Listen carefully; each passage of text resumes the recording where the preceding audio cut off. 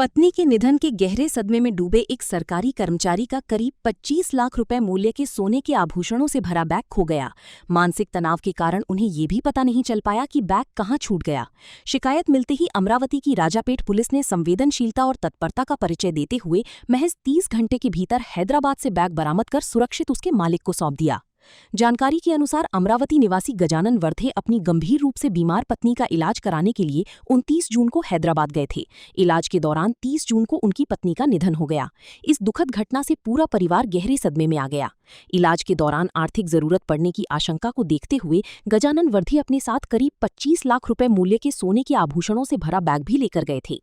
पत्नी के निधन के बाद अंतिम संस्कार और मानसिक आघात के कारण उन्हें ये ध्यान ही नहीं रहा कि गहनों से भरा बैग कहीं छूट गया है। 3 जुलाई को अमरावती में अंतिम संस्कार की प्रक्रिया पूरी होने के बाद जब उन्हें बैग गायब होने का पता चला तो उन्होंने तत्काल राजापेट पुलिस थाने में शिकायत दर्ज कराई। मामले की गंभीरता को देखते हुए पुलिस आयुक्त के मार्गदर्शन में वरिष्ठ पुलिस निरीक्षक संदीप चौहान के नेतृत्व में विशेष जांच टीम गठित की गई। पुलिस ने तकनीकी जांच के साथ 50 से 60 सीसीटीवी कैमरों के फुटेज खंगाले और विभिन्न सुरागों के आधार पर जांच को आगे बढ़ाया। लगातार प्रयासों के बाद पुलिस टीम हैदराबाद पहुंची और करीब 30 घंटे की अथक मेहनत के बाद एक होटल से गहनों से भरा बैग सुरक्षित बरामद कर लिया। इसके बाद बैग अमरावती लाकर गजानन वर्धे को सौंप दिया गया। अपना बैग वापस मिलने पर गजानन वर्धे भावुक हो गए। उन्होंने कहा कि ये सिर्फ सोने के गहनों का बैग नहीं था, बल्कि उनकी दिवंगत पत्नी की जीवन भर की यादों से जुड़ी अमूल्य धरोहर थी। बैग वापस मिलने से उन्हें ऐसा लगा मानो पत्नी की यादें फिर से लौट आई हों। इस सराहनीय कार्रवाई के बाद अमरावती पुलिस की कार्यकुशलता, तत्काल कार्रवाई और मानवीय संवेदनशीलता की हर ओर प्रशंसा हो रही है।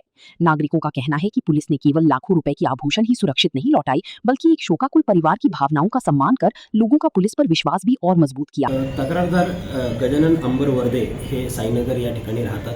ते गव्हर्नमेंट पॉलिटेक्निक कॉलेज या ठिकाणी सिनियर क्लार्क म्हणून काम करतात। त्यांच्या पत्नीची तब्येत अतिशय खराब असल्यामुळे त्यांनी 29 तारखेला त्यांच्या मिसेसला AIG हॉस्पिटल हैदराबाद या ठिकाणी उपचारासाठी दाखल केलं होतं, परंतु प्रकृती अत्यवस्थ झाल्याने ते तिथून त्यांना एअर ॲम्ब्युलन्सने घेऊन उपचारासाठी नागपूरला घेण्यासाठी निघाले। पण आदिलाबादला परत त्यांची तब्येत खालावल्याने तिथं गव्हर्नमेंट मेडिकल कॉलेज या ठिकाणी त्यांना दाखल करण्यात आलं होतं।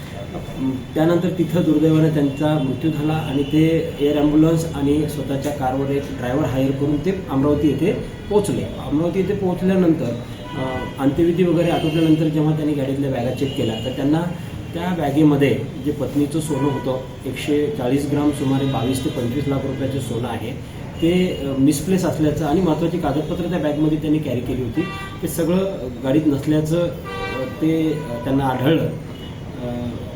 नुकताच पत्नीचा मृत्यू आणि त्यातून ही 20-25 लाख रुपये सोन्याचे दागिने गहाळवणं आणि त्यानंतर ह्या सगळ्या दुःखात ते पोलीस स्टेशन राजापेठ येथे पोहोचले।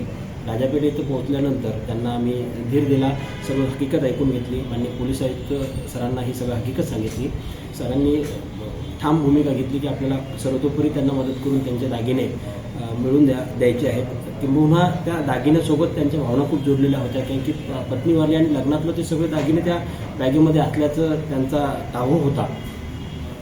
तर लगेच आम्ही आमची एक टीम तयार केली आणि टीम तयार करून लागलीच आम्ही हैदराबाद आदिलाबाद या मार्गाला रवाना केलं। सतत 30 तास प्रवास करून टीमनी वेगवेगळ्या ठिकाणचे 50 ते 60 ठिकाणचे CCTV फुटेज तपासले।